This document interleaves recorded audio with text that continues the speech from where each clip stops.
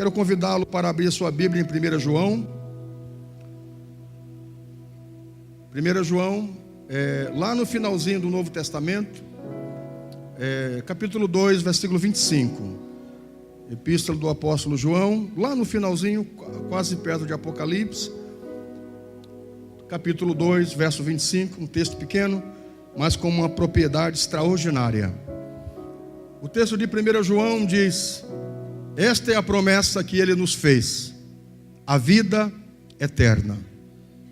Olha que texto poderoso. Esta é a promessa que ele nos fez, a vida eterna. Essa é a palavra de Deus. Queridos, há uns 25 anos atrás, quando fazia conferências pelo Brasil e fora dele, por muitas igrejas eu preguei uma mensagem intitulada As 3 mensagens mais importantes da Bíblia. Até me dá vontade de reprisá-las um dia desses aqui na igreja. Vai precisar de tempo, porque era uma mensagem que eu fazia, que era pregação. Essa pregação ela demorava todo final de semana, porque são as 3 mensagens, são os 3 tópicos, só que tem uma profundidade extraordinária. E entre elas, e a primeira delas, a mais importante, e foi bom quando o pastor Arnoldo escreveu esse informativo, não é essa palavra desse mês, isso me levou a 25 anos atrás, quando por muito tempo eu preguei essa mensagem, trazendo ela como a primeira mensagem mais importante da Bíblia, eternidade. Embora eu dava um outro título, que era Calvário. Calvário é a primeira mensagem mais importante da Bíblia, mas não tem como alguém ascender ao Calvário, alguém ascender à eternidade, alguém passar para a eternidade, alguém transpor para a eternidade, se não passar pelo Calvário. De alguma forma, Calvário, eternidade, salvação é a mesma coisa. Então, sem sombra de dúvidas, a primeira mensagem mais importante da Bíblia é a eternidade, é a salvação, é o Calvário.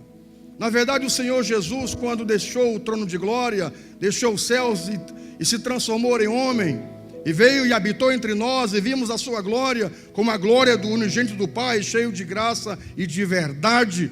Ele veio com um propósito primeiro. Ele veio salvar o ser humano. Ele veio resgatar aquilo que o homem, aquilo que nós, em Adão, tínhamos perdidos, a eternidade. Em Adão caído agora, isso está descrito em Gênesis capítulo 3, em Adão caído agora nós fomos destituídos. E é isso bem que o apóstolo Paulo diz, nós somos destituídos, nós somos deserdados, nós somos separados da glória de Deus.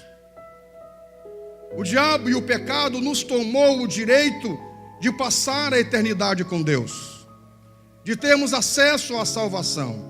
E quando Jesus vem ao mundo e morre por nós na cruz do Calvário, e a partir do Calvário, quando ele dá o brado de que tudo está consumado, ele nos entregou de volta a eternidade, a salvação. Agora, não mais nós estávamos em Adão, até então, condenados, danados.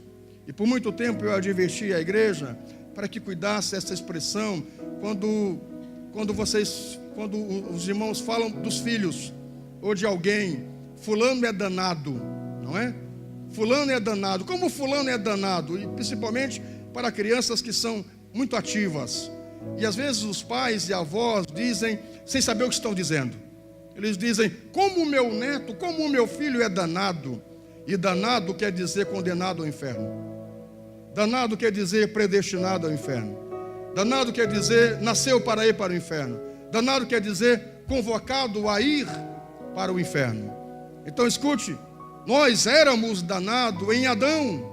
Quando Adão pecou, automaticamente todo ser humano que nasce de mulher já é concebido em pecado. Então nós éramos danados, condenados ao inferno, predestinados a passar uma eternidade agora não mais com Deus, mas agora em sofrimento.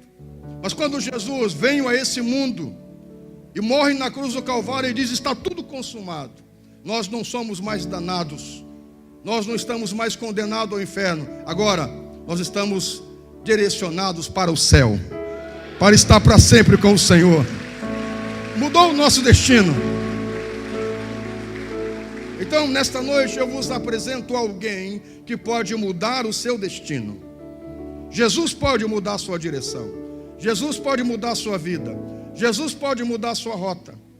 Jesus, através do Calvário. Então escute, sem sombra de dúvida, a missão primeira que o Senhor Jesus veio fazer neste mundo foi nos trazer de volta aquilo que o diabo, através do pecado, roubou de nós: a vida eterna, a salvação.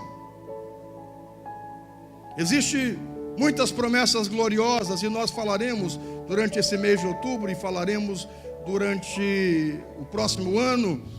Estamos falando isso constantemente na terça-feira, que é o culto promessa. Estamos falando de promessas gloriosas. E a Bíblia, dizem os entendidos, que há mais de 8.000 promessas, e que coisa boa. E há muitas promessas poderosas, promessas maravilhosas. Por uma mãe que almeja ter um filho como Ana, uma promessa de Deus de que no tempo oportuno ela teria um filho, e 9 meses depois ela tem um filho, que é Samuel. É uma promessa gloriosa. É o sacerdote Eli que diz para ela: vai para casa, Deus viu teu lamento, daqui a algum tempo você vai ter um filho. E quando ela sai de Siló, que ela vai para a casa dela, 9 meses depois ela está com um menino. Isso é uma promessa gloriosa. Para Sara, com quase 90 anos, que não podia ter filhos, Deus chega e diz: em ti, Abraão, serão benditas todas as nações da terra, e você vai ter um descendente. Dali a pouco vem Isaac. Isso é uma promessa poderosa. Para Rebeca, que não podia ter filhos, e Deus dá a ela também um filho, outros filhos, não é? Isso é uma promessa gloriosa. E vem Jacó, e vem os outros. Isso são promessas extraordinárias. E ter um filho de uma mãe que não poderia ter. Alguém que está com câncer, ou uma outra mazela que humanamente é complicado a cura, e Deus dá uma promessa de cura, e a pessoa é curada. Isso é uma obra poderosa. É uma promessa maravilhosa. Para um pai de família que está desempregado e tem a sua família atrás de si, para manter, para sustentar com o suor do seu trabalho, Deus lhe diz: eu vou abrir uma porta para você. E quando você menos percebe, Deus escancara uma porta diante de nós. Isso é uma promessa maravilhosa. Há muitas promessas gloriosas.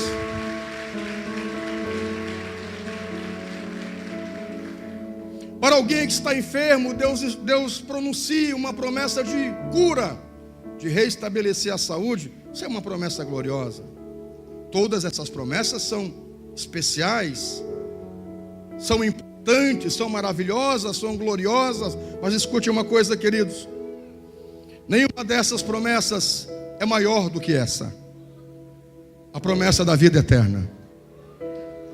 Nenhuma promessa é maior do que essa, a promessa da vida eterna. Vocês estão animados hoje? Por que será? Vocês estão animados? É porque Deus está aqui, não é? Vocês estão animados porque Deus está aqui, não é? Que coisa boa. Percebo vocês que estão vibrantes. Se eu fosse uma pessoa mística, eu diria: há uma energia vindo daí. Mas como eu não sou místico, eu sou espiritual, eu digo: vem uma glória daí.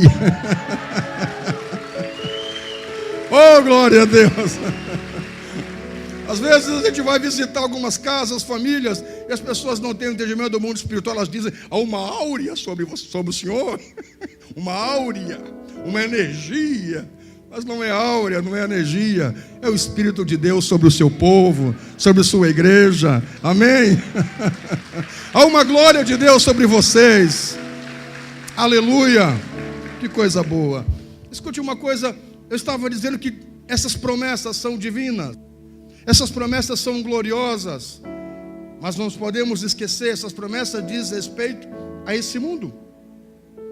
Mesmo sendo boas, maravilhosas, as promessas de saúde, de filhos, de bens, de porta aberta, de emprego, de paz, olha uma promessa que Deus diz: eu vos farei assentar no meio dos grandes. Que maravilha!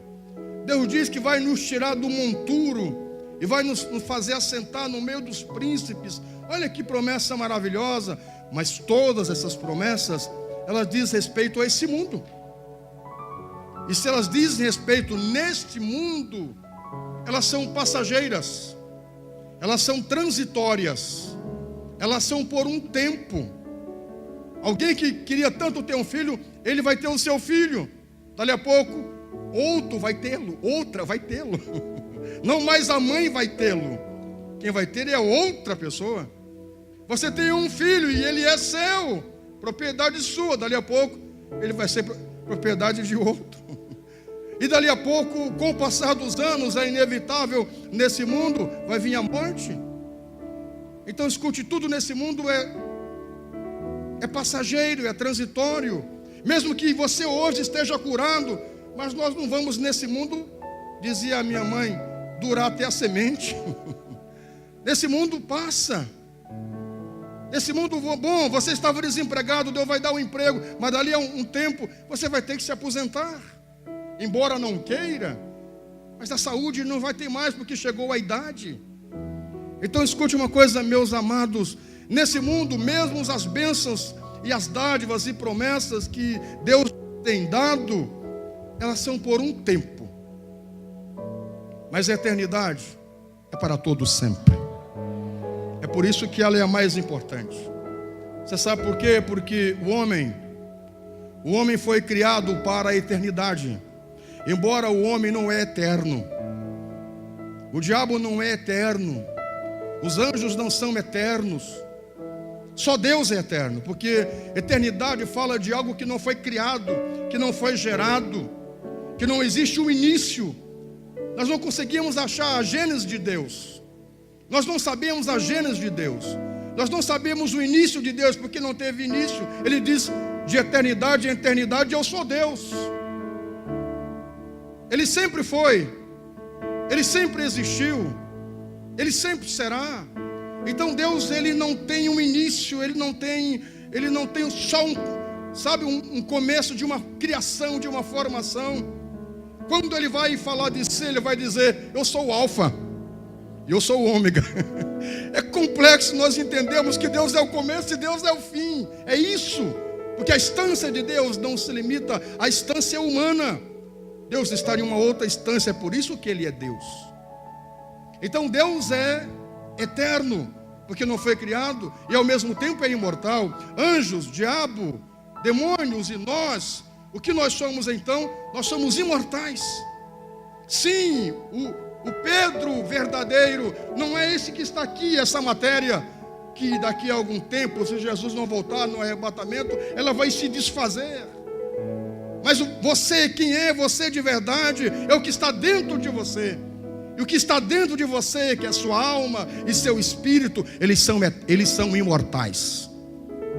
Nossa alma e o nosso espírito, eles são imortais. E é desta alma e desse espírito que eu estou falando, que poderemos passar e gozar de uma eternidade. No que diz respeito a gozar e a desfrutar com Deus, e ao sofrimento eterno sem Deus. Sim, meus irmãos, há uma vida após esta vida. Eu dizia pela manhã que seria muito injusto. Seria muito injusto nós passarmos nessa vida, e a gente conhece pessoas que são injustas, pessoas que são más e perversas, seguir a vida toda assim, e aí, quando morrer, tudo terminar. Deus não é um Deus injusto. Ou então alguém que, por exemplo, serviu a Deus a vida inteira, com lutas, privações, e terminar a vida em lutas e terminar assim. Isso seria injusto. E uma coisa que Deus não é injusto. Essa vida é passageira. Escute uma coisa, se você entrou hoje aqui nesta noite, está dizendo assim para você mesmo, ou chegou dizendo, eu não aguento mais a minha vida, como eu tenho sofrido. Termina uma luta, vem outra, vem um sofrimento, vem outro. Meu Deus, eles nunca vão terminar. Eu quero lhe trazer uma boa notícia. Vai chegar um dia que eles vão terminar. Eles vão passar.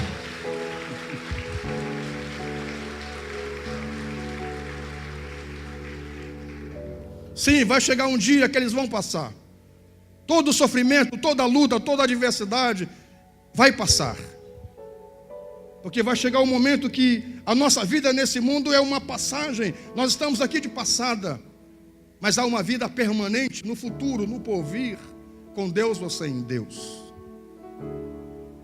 Queridos, eu dizia pela manhã, de que fora o personagem de Jó, na Bíblia, que se apresenta como um homem que a história dele é uma alusão ao sofrimento, e como o ser humano lida com o sofrimento, e como Deus lida com o sofrimento, e como o diabo lida com o sofrimento, é uma história extraordinária. É uma história que vai ao fundo para nós compreendermos o ser humano no cerne do sofrimento, que diz respeito à humanidade. Fora a história de Jó, que começa ele perdendo, alguém roubando todo o seu gado, morrendo, acabando, todos os seus bens, ele começa a perder tudo, perde tudo. Era um homem muito rico. Ele é acometido de uma lepra, de úlceras, que brota para fora, uma ferida. A Bíblia diz que ele chega ao ponto de ficar no canto, numa cinza, se coçando com um caco de telha, só recebendo notícia após notícia, só de tragédia, até que a última vem para dizer: teus filhos todos estavam reunidos em um banquete, veio um vento, caiu a casa e matou todos eles. Meu Deus do céu. Por fim, chega a mulher e diz: sabe de uma coisa? Acho que deu para você. Amaldiçoa esse teu Deus e te mata. A maioria de nós, como eu, a palavra da mulher tem muita importância. A palavra da pastora para mim tem muita importância. Muita importância. Imaginem se esse homem de fato, ele não está bem estruturado, ele o faria, como muitos fazem. Quantos maridos se metem em confusão porque a mulher diz assim: vai lá, tu não é machão? Vai lá, não deixa assim. O marido se enfesa, vai lá, leva um tiro e morre. E é tudo que ela queria, porque ela queria ficar viúva. E o marido bobalhão vai na conversa. Mas isso é outra pregação. Não sabe avaliar o momento certo para ouvir e para não ouvir. Por último, a mulher chega e diz o seguinte: amaldiçoa o teu Deus e te mata. Ele olha para ela e de forma de sábio ele diz: você não está entendendo. Você está falando como uma pessoa louca. Nu eu vim para esse mundo. Nu eu vim para esse mundo. E nu eu vou sair desse mundo. Louvado seja Deus. Louvado seja Deus. Louvado seja o nome do Senhor. Isso é uma história extraordinária. Meus amados, fora o personagem de Jó, eu particularmente, talvez você conheça alguém com uma história parecida, mas eu dizia pela manhã que fora Jó, eu não conheci em vida, eu não conheço ainda em vida alguém próximo a mim que tenha sofrido mais do que a minha mãe, Maria José Carvalho de Araújo. Eu não conheço. Talvez alguém me apresente alguém que tenha sofrido tanto ou mais. Fora Jó, eu não conheci, gente, e não conheço alguém próximo a mim que tenha sofrido tanto quanto a minha mãe. Ela nos conta de que com 18 anos conheceu meu pai. Naquele mesmo ano ela casou com ele. E namoro de 50 anos atrás, 80 anos atrás, quem sabe, era um namoro só de olhar, um namoro platônico, assim, de distância. Nem pegava na mão. Ela dizia que namorava com o papai, com meu avô e minha avó, pais da minha mãe, na sala. Minha mãe sentada lá numa cadeira, meu pai aqui, minha avó e meu avô no meio, e o meu pai lá no outro lado. Eles namoravam assim. Esse era o namoro deles, ela dizia. Hã? Atenção, candidatos, vai ser assim lá em casa. Ainda mais agora, já vou separar a minha 12. Entreguei meu voto. Entreguei meu voto. Ai, Jesus, foi um ato falho. Entreguei meu voto. Entreguei meu voto. Foi um ato falho, diriam os psicólogos de plantão hoje. Veja, queridos, lá em casa vai ser assim. Queridos, olha que interessante. Ela disse que enquanto namoro, nunca pegou na mão do meu pai, nunca pegou na mão do papai. Enquanto namoro. Não é hoje que os namorados vão para a casa dos pais, se trancam no quarto e ficam lá posando a noite inteira.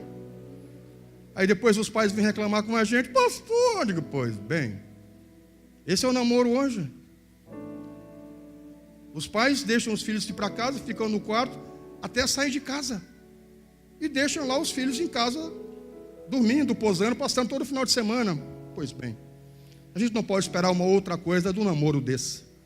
E não venha me falar em santidade, porque eu não acredito nessa conversa. A última pessoa que me disse assim: pastor, por que o senhor não implanta a corte na sua igreja? Porque eu não acredito nela. Você tem que casar logo. Ficar se esfregando muito, namorando muito, não vai dar certo. Não, pastor, tem que... Deus, a corte, não sei o quê. 9 meses depois, estava com a namorada grávida. Vai me conversar em outro lugar. Está namorando? Você pode casar? Não. Então não se mete, porque isso não vai dar certo. Porque quando você gosta de alguém, o cheiro é maravilhoso. Isso é um problema. Então, meu irmão, quer cheirar? Por um bom tempo, casa logo, porque não vai dar certo. Diga misericórdia. Então veja, eu estava dizendo de que o namoro de minha mãe foi assim. Em pouco tempo casou. E nos disse ela uma vez em casa, falando de família, de sofrimento, ela disse: e na lua de mel, eu nunca vi alguém, naquela função, a virgindade era uma coisa extraordinária, não é? A gente precisa preservar isso também. Meu pai disse, depois que ficou com ela, disse: você não é mais virgem? Claro que não era mais. Mas ficou com a mulher e disse: vou jogar você na casa do seu pai de volta. Há 80 anos atrás, isso era uma lástima, uma desgraça. Era preferível ser matado que ser devolvida para a casa do pai. O sofrimento da minha mãe com meu pai começou na lua de mel. Pense, isso era uma coisa muito grave. Meu Deus do céu. Minha mãe, coitada, gente, lá no final do mundo do Maranhão, meu Deus do céu, não está nem registrado na cidade que ela nasceu, nem está nos mapas do Brasil. Acho que nem ser humano tinha, só tinha meu pai lá na época. E cabras e bodes. Começou assim a vida dela. 9 meses ela, depois de casada, 1 ano depois, já teve irmã mais velha. Meu segundo irmão, meu terceiro irmão. Meu terceiro irmão nasce com deficiência mental. Com deficiência mental, com desvio mental, e só foi se agravando, se agravando, se agravando. Esses dias, brincando com a pastora Rose, o pastor Arnoldo, falando em alguém, ela disse assim: fulano não é louco. Ele não é louco, porque ela disse, ele não rasga nota de 100 reais. Ele é malandro, ele quer se prevalecer dos outros. E eu disse: verdade, não é? Não é só louco, não é só considerado aquele que não rasga a nota de 100. Mas eu disse até para ela, eu disse: eu tive um irmão em casa louco. Ele não só rasgava a nota de 100, ele comia bicho podre na rua, se deixasse. Um dia ele saiu de casa, ele se desprendeu do pai, ele ia para o médico, para o psiquiatra, se soltou do pai, saiu na rua e tinha um sapo podre. Ele pegou aquele sapo e começou a dar-lhe bocada no sapo. Isso é loucura. Eu sei o que é loucura em casa, gente. Alguém com um desvio mental grave, sabe, isso só foi piorando, porque alguém disse para ela: lá na esquina tem uma benzendeira, ela vai curar o teu filho, ela só quer uma cabra. E meu pai foi lá e deu uma cabra. Só piorou, meu irmão. Até que alguém disse: mas na frente tem um macumbeiro, ele é um macumbeiro forte. E meu pai foi no macumbeiro, o macumbeiro disse: eu só quero 20 cabras. E meu pai foi dando as cabras. Meu irmão só piorando, até que alguém disse: lá não sei na onde, lá no Codó. Já ouviu falar do Codó? A terra onde tem muita macumba. Alguém disse: lá no Codó tem um macumbeiro que é coisa braba, ele vai curar teu filho em 1 semana. Meu pai foi. O macumbeiro disse: eu só quero 2 bois. Meus irmãos, quando o papai olhou para o quintal de casa, nós não tínhamos uma galinha para comer. Eu sou o mais velho, não presenciei isso, ouvi muito meu pai contar, minha mãe e meus irmãos. Quando o papai e a mamãe olharam para o quintal, não tinha mais um bicho, não tinha mais um boi, não tinha mais uma galinha, não tinha mais uma cabra, porque tudo dando para os macumbeiros, e o meu irmão só piorando cada vez mais. Sabe o que é isso? Isso é sofrimento, gente. Alguém perde a unha, alguém machuca a unha, ai, eu vou morrer. Eu vou sair da igreja, eu vou me desviar. Ai, meu Deus, o pastor não olhou para mim. O meu líder não me ligou. Para com isso. Meu marido não me beijou hoje. Pega esse homem depois e arrocha e beijo nele. Vai morrer por isso. Vai deixar o casamento por isso. Não sabe o que é sofrimento. Tem gente que não sabe o que é sofrimento. Tem gente que não sabe o que é luta de verdade. Perder o emprego, meu irmão, não é luta. Porque você mete a cara. E você sai de madrugada e vai e perde. Você tem uma família para cuidar e você consegue. Mesmo nesse país cheio de corruptos e com muitos dilemas, quem quer trabalhar dá um jeito e consegue. Consegue, você se reinventa, vai atrás e se vira. Esse dia nós estávamos no Mac, pegar o lanche para as meninas. E aí tinha um rapaz lá, deveria ter 18 anos, 17, 18 anos, pedindo dinheiro. Eu digo, não dou, vida, não vou dar. Essa aqui é minha mulher, né? Conhece, né, esse coração, né? Coitadinho do bichinho. Olha o tamanho do marmanjo, amor. Coitadinho do bichinho. Tá, deu um hambúrguer, comprei um hambúrguer e dei para ele. No outro dia eu volto, tá lá o rapaz do mesmo jeito. Eu digo, mas não pode ser verdade. Esse rapaz não tem. Mas amor, quem sabe? Eu digo, hoje, nem um hambúrguer, nem um trocado. Você sabe por quê? Porque eu estou alimentando o vício dele. Esse dia, não sei se foi o Maurício, alguém me contou aqui, que dizia, olha, quando eu queria um trocado, quando eu era rapazinho, alguém me disse aqui, não sei quem foi, eu ia limpar o quintal dos vizinhos, para ter um trocado. Eu digo, é isso? Quem quer nessa vida não precisa roubar. Ah, mesmo com toda a história, né? Tem toda uma história de luta. Ok, vamos compreender as histórias, mas nesse país, quem quer de verdade lutar, você dá um jeito, e você consegue. Não precisa ficar sempre pedindo por aí. Um homem grande, rapaz, devia ter 18 anos, pedindo, mas não é possível. Nós não podemos acostumar esse vício, esse ciclo vicioso na vida das pessoas. Escute uma coisa, queridos. Nossa saúde só foi piorando. Até que um dia a minha mãe encontrou alguém que falou da igreja, saindo do psiquiatra. Aí eu já tinha nascido, eu sou o mais novo de 19 irmãos. Além da luta, todo ano um filho. Coitada da minha mãe, meu Deus do céu.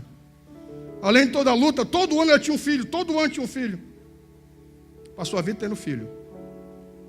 Dos 19, muitos quando crianças morreram. Quando ela estava viva, a pastora perguntou para ela, disse assim um dia, irmã Maria, como é que a senhora aguentava? Porque às vezes lá no meio do mato, quando estava nascendo os dentes, aquela função de dente e tal, dava uma hemorragia no dente, morria com hemorragia. Morria com a desinteria. Não tinha o que fazer, gente. Irmãos meus com 5, 6, 7 anos. E minha mãe dizia, o que eu podia fazer? Olha só, que estrutura que o sofrimento proporciona, quem sabe se organizar. Ela disse, o que eu podia fazer? Viu, enterrou muitos assim.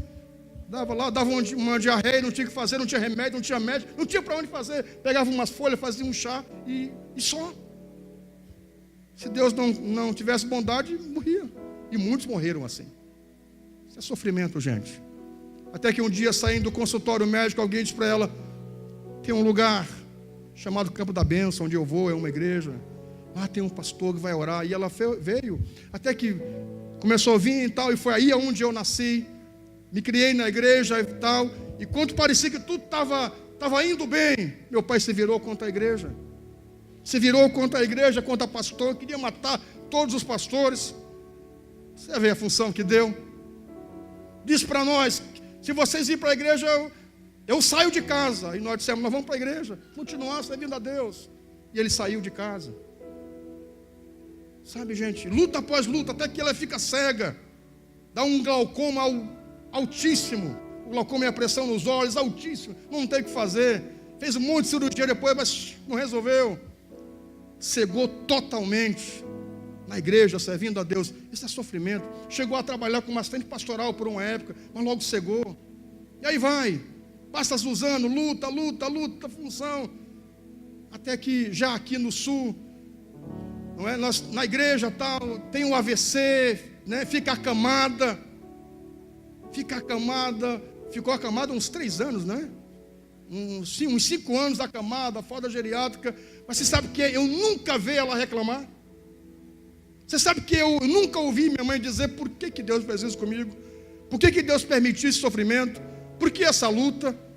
Às vezes quando eu via ela chorando, ela falando de línguas, orando, buscando a Deus, com toda a luta, todo o sofrimento. Até que no dia 6 de janeiro de 2013, 6 de janeiro de 2013, eu preparando o sermão. 2 meses antes, 1 mês antes, eu estava preparando o sermão, me chama a irmã e diz: pastor, a irmã Maria está mal, acho que ela está morrendo, está partindo. Eu fui lá, eu estava preparando a pregação, era um domingo de tarde. Fui lá com ela, aí vi a pastora, as meninas, começamos a chorar. Aí eu peguei ela no colo e disse: não, mãe, não nos deixe agora, mãe, a senhora é importante para nós. E começamos a chorar, eu disse: Deus, deixa mais um pouquinho lá com a gente. É tão bom, mesmo estar aqui nessa luta, mas é tão bom saber que a mãe está perto da gente. Deixa mais um pouquinho. Ela respirou fundo e voltou. 1 mês depois, no dia 6 de janeiro de 2013, e parece que no mesmo horário, eu concluindo a mensagem da tarde, a irmã me chama e diz: pastor, a irmã Maria está indo, está partindo. E é bem sério a coisa. Eu fui lá com ela, eu disse: eu entendo que eu acho que esse é o momento. Eu peguei ela no braço, no colo, e disse: mamãe, por mim a senhora pode ir para a casa do pai. Eu libero a senhora, eu como seu filho, seu cuidador, o meu espírito está em paz. O que eu tinha que fazer pela senhora até hoje eu fiz.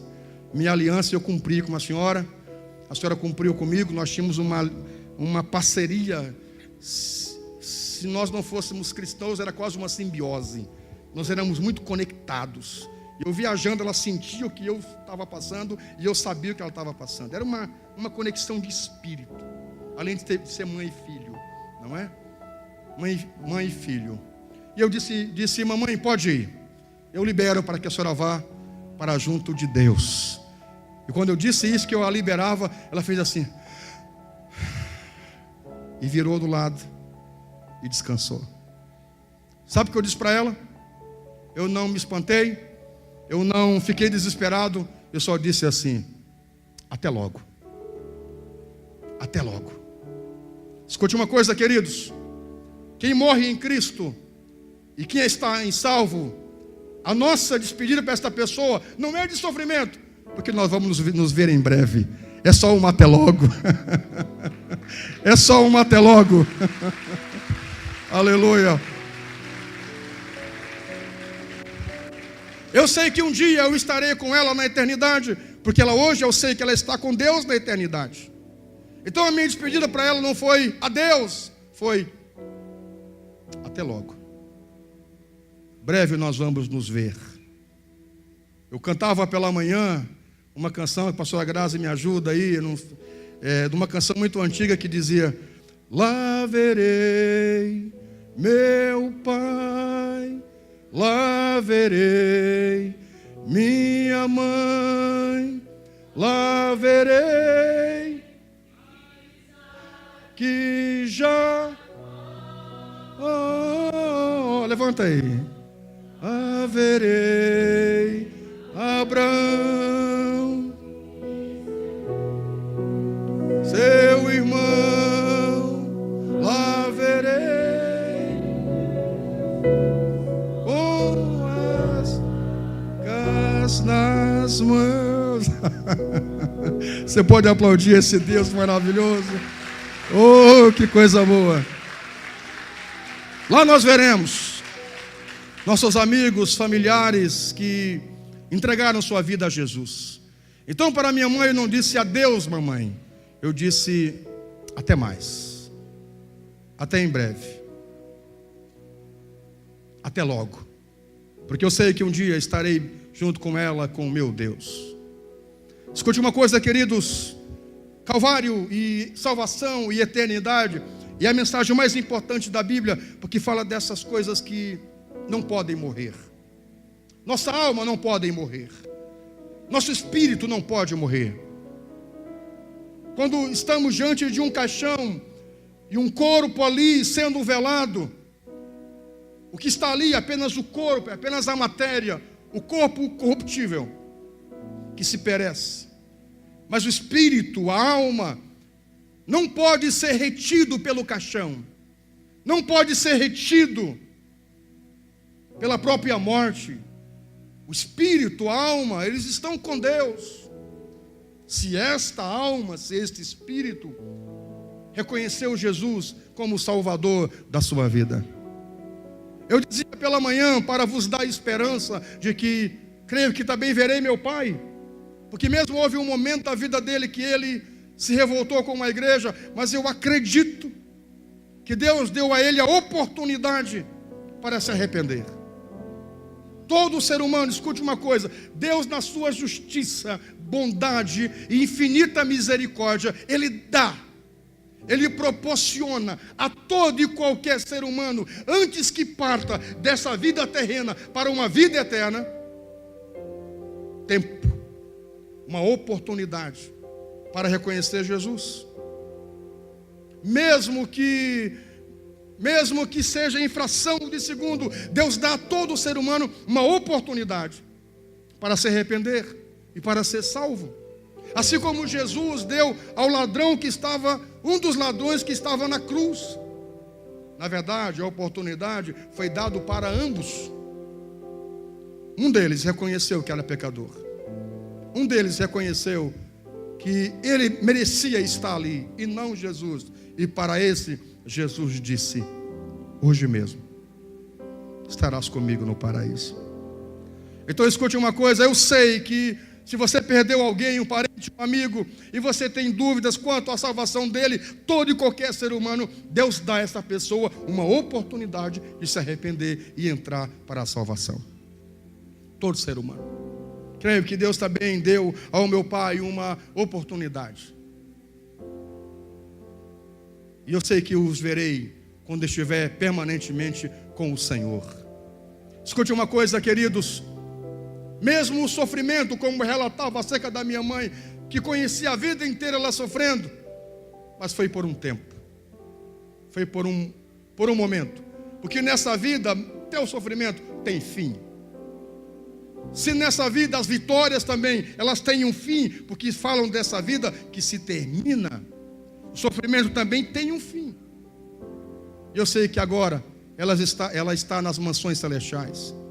O Senhor Jesus vai dizer em João capítulo 14, Jesus vai dizer aos discípulos: não se preocupe, não se turbe o vosso coração, credes em Deus, credes também em mim. Na casa de meu pai há muitas moradas. Se não fosse assim, eu vou-lo não teria dito. E para mim, uma das partes mais poderosas: eu vou preparar lugar, para onde eu estiver, vocês estejais também. Oh, que coisa boa! Jesus voltou para o Pai para nos preparar morada. Nós estaremos nessas moradas celestiais. Escute uma coisa: todo o sofrimento vai passar.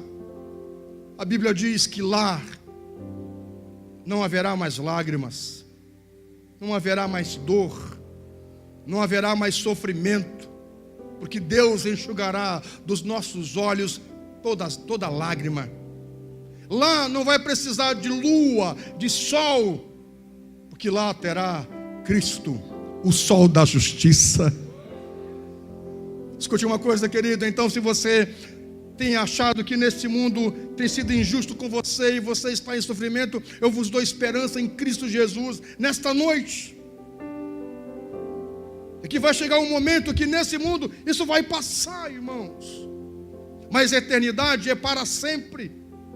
Há uma vida após esta vida que é permanente. Não é algo de 50 anos, não é um tempo de 100 anos, de 200 anos, é uma eternidade que não se pode mensurar, que não se pode medir, que não se pode contar. nós estaremos para sempre com o Senhor. Ele já foi na frente, preparar lugar para você. Alegre o seu coração nesta noite. Vai chegar um dia que todos nós nos alegraremos permanentemente em Deus. Como é que eu alcanço a vida eterna? Em Cristo, em Jesus. O mesmo João capítulo 14, versículo 6, Jesus vai descrever e vai dizer: eu sou o caminho, eu sou a verdade e eu sou a vida. Ninguém vai ao Pai senão por mim. O caminho que leva à eternidade, à vida eterna, é Cristo. O caminho que conduz à vida eterna é Cristo. Nunca a igreja, nunca a religião. As pessoas dizem que a religião religa o homem a Deus. Nunca. Sou estudioso das religiões. Nunca. Quando você lê a história das religiões e a história do humano, o que você vê são divisões. O que você vê, o que a religião causa no humano é partidarismo, é divisão. Eu sou dessa, a minha é salva, você não. Eu tenho um Deus verdadeiro, você tem um Deus falso. É isso que as religiões proporcionam. Muito mais ainda, as religiões, elas inflam o ego do ser humano. A pessoa fica meditando tanto que alcança uma elevação espiritual que ninguém nunca alcançou. A pessoa é tão fiel no dízimo, na oferta, na oração, em tudo aquilo. Elas dizem: eu sou fiel, eu faço tudo. Elas não acreditam mais à salvação, a Jesus. São a elas. É só você olhar os fariseus. Quem mais complicou com Jesus e que mais desconheceu Jesus foram os fariseus, os que detinham uma religião, os que viviam uma religião. Mas eu guardo o sábado, mas eu pago o dízimo, mas eu jejum, mas eu faço isso, mas eu dou esmola, eu. E o ser humano se coloca numa condição de nem precisar de mais Deus. Quantas pessoas eu conheço, elas dizem: por que eu vou para a igreja? Eu não mato, eu não roubo, eu não faço nada, eu sou uma pessoa boa. E se acha a melhor pessoa boa do mundo, enquanto na essência, na raiz, nós somos maus. Nós somos caídos em Adão. Quando Adão cai, é uma consequência para todo humano. E ele só pode ser recriado quando reconhece o Calvário, quando só reconhece Jesus. Porque só Jesus, o segundo Adão, que é tentado e não cede, porque o primeiro Adão é tentado e cede e cai. Jesus vem na figura do segundo Adão, é tentado e não cede, se mantém o Cristo, se mantém o ungido, se mantém o santo. Através do Calvário, da sua morte, quando nós o reconhecemos e o aceitamos, nós somos recriados à imagem de Deus, porque com o pecado de Adão, nós ficamos deformados, afastados, distanciados de Deus. E nunca a religião vai nos religar a Deus, nunca. Quem nos religa a Deus é o único mediador. Jesus diz que Ele é o mediador entre nós e Deus. Jesus vai dizer: eu sou o caminho, eu sou a verdade e eu sou a vida, e ninguém vai ao Pai se não for por mim. Então nesta noite eu quero vos apresentar aquele que pode lhe dar vida eterna, Jesus de Nazaré. Ele pode lhe trazer vida eterna.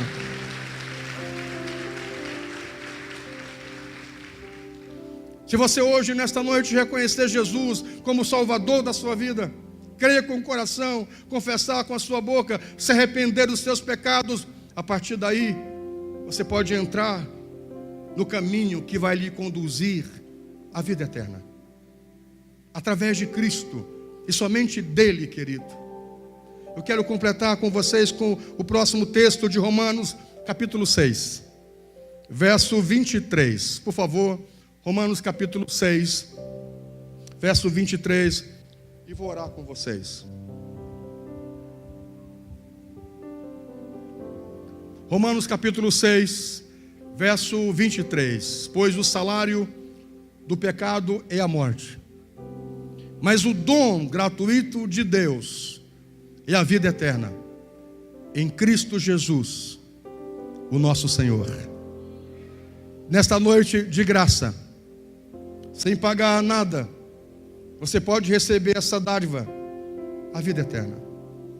Meus irmãos, se nesse mundo você diz: pastor, graças a Deus, eu não conheço o sofrimento, lutas, algumas adversidades, mas eu vivo uma vida boa, eu vivo uma vida maravilhosa, Deus tem me dado um emprego maravilhoso, eu olho à minha volta e vejo uma família maravilhosa, tenho um esposo lindo, um gatão, um gentleman, eu tenho uma mulher maravilhosa, eu tenho uma vida boa, graças a Deus. Quem sabe você, como eu, tem uma família bonita. Olha as minhas alemoas, meu Deus do céu. O que é essa Isabela, essa Israel? Jesus Cristo amado. Tem que ter um 12 na volta, sim, Senhor. Com duas moças dessa, misericórdia. Não é? Você olha essa alemoa, olha a minha alemoa. Eu não dizia de manhã, eu não conheço uma mulher que acorda já bonita. Eu acordo inchado, com uma cara desse tamanhozinho, ó. Eu já não sou tão bonito, eu sou simpático. Maravilha. Eu estou brincando. Eu acordo inchado, né? Essa mulher, ela acorda bonita. Ela tem uns esquemas. Eu disse: vida, tu tem que patentear isso. Ela tem uns esquemas que põe no cabelo. Quando amanhece o dia que ela levanta da cama, ela solta aqueles negócios e os cachos saltam assim, ó. Procure para ela, converse com ela que ela vai lhe dar a dica. Esse dia, onde é que nós estávamos, vida? Em algum lugar que veio a invenção dela. Nós estávamos numa loja e alguém disse: mas e esses cachos? E ela explicou o esquema para a mulher, lá para a moça. Mandou até um vídeo, fez um vídeo para a moça, um negócio assim. Ela acorda de manhã assim, quando ela se senta na cama, ela solta aqueles negócios e os cachos saltam assim. Eu digo: Jesus Cristo, volta para a cama de novo, mulher. Não levanta, volta de novo. Volta, mulher, até o dia raiar. Sabe, você olha, você tem uma família bonita, você olha e Deus tem lhe dado um emprego, você tem saúde, você não tem, sabe, muitos bens, você tem saúde, você tem determinação, você tem vontade, você tem a vida. Você diz: pastor, eu não tenho muitas lutas, eu tenho vitórias, não é? Deus tem me honrado, me abençoado, me dado graça. Que bom! Que bom que Deus tem lhe abençoado. Que bom que Deus tem cuidado de você. Eu louvo a Deus pelas promessas que o Senhor tem se cumprido na sua vida. E escute mais: virão muito mais promessas de Deus para você. Você pode ter certeza disso. Virão muito mais. Muito mais. Você tem dito: eu não sou merecedor das promessas e bondades de Deus. Deus tem me acrescido, Deus tem me agraciado, eu nem sou merecedor. Que bom que Deus tem lhe abençoado. Mas escute uma coisa: nem mesmo essas bênçãos e promessas se comparam. O Rabachandaramaia, o Rabacandarabachandaramaia.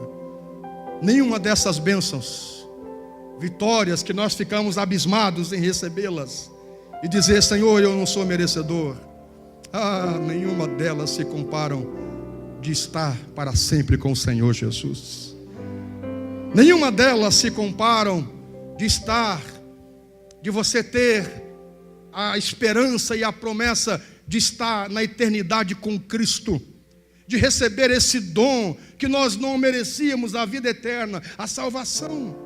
Nenhuma dádiva humana, nenhum milagre, nenhuma bênção nesse mundo pode se comparar de estar para sempre com o Senhor Jesus, de poder ter a garantia da vida eterna.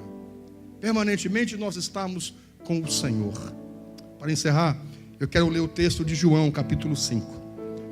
Olha que texto poderoso, e eu quero orar com vocês. João capítulo 5, verso 24. Eu lhes asseguro que quem ouve a minha palavra e crê naquele que me enviou tem a vida eterna e não será condenado, mas já passou da morte para a vida. Meus irmãos, o cemitério não é o nosso final. O cemitério não é o nosso destino. O nosso destino é a vida. O nosso destino é a vida eterna. Em Cristo Jesus, o seu destino não é a morte. O seu destino é a vida eterna com o nosso Senhor e Salvador Jesus Cristo. A Ele toda a glória. A Ele a glória. A Ele a glória. Diga. A Ele a glória. A Ele. Se coloque em pé. Vai dizendo, vai dizendo. Vai dizendo. A Ele a glória. Diga. A Ele a glória. A Ele a glória. A Ele a glória. Amado Senhor, muito obrigado. Há uma presença gloriosa do Teu Espírito Santo aqui nesta noite. Oh, que coisa boa, Senhor. Sei que os corações nesta noite estão sendo fortalecidos, renovados pelo Teu Espírito Santo. Senhor, se alguém achava que não era amado do Senhor e não tinha nenhuma valia para o Senhor, troque esse pensamento. Que esta pessoa possa entender nesta noite que o Senhor veio a esse mundo por ela, por mim, para morrer por nós. Essa foi a tua missão primeira, nos trazer vida eterna. Nos trazer vida eterna, Senhor. Que essa pessoa aqui nesse lugar possa entregar o seu coração ao Senhor, possa entregar a sua vida ao Senhor, e possa, Pai, receber do Senhor a vida eterna, em nome do Senhor Jesus.